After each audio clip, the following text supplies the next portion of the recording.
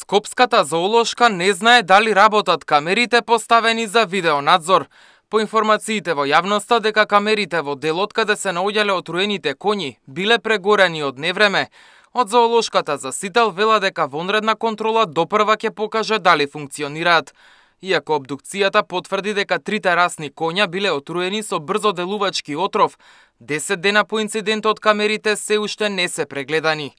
МВР соопшти дека полициски службеници од Евара Карпош во координација со ОЈО Скопје преземаат мерки и активности по претходно добиени пријави за угинати коњи во зоолошката градина Скопје, зашто активно се работи за целосно расчистување на настанот.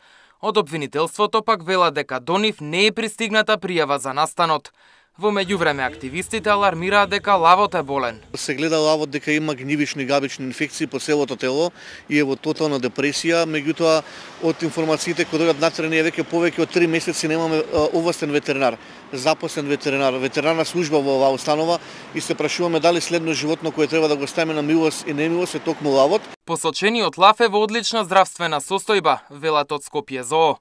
Како и сите други животни, соодветно се прегледува лузната на главата и состојбата на делови од крзното, со која се манипулира во јавноста, не се од здравствени причини.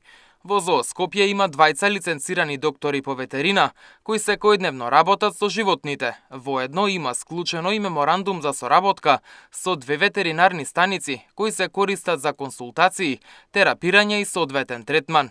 Кирков пак обвинува дека внатре владее хаос, а освен ветеринар, зоолошката нема ниту технолог. Покрај скапите тендери, годишни тендери кои оваа установа ги подпишува, од 10.000 евра за набавка на свежи првокласно овошје и зеленчук, во месец февруари оваа установа прима донација од една скопска компанија која проценува дека нивното овошје кое не е за продажби е рангирано како петокласно, треба да се уништи, а да се уништи знаеме дека треба да платат во дрисла.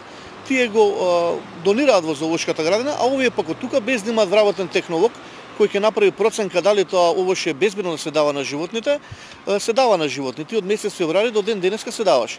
Резултат на тоа е патолошкиот наод на почираната жирафа Каспер, наод во кој покажува дека има постои салмонела, бактерија која е точно плод на расипана храна. Жирафата Каспер угина во мај годинава, а освен салмонела во желудникот, црниот дроп и слезината, пронајдени беа и паразити во цревата. Мартин Арсов, Сител телевизија.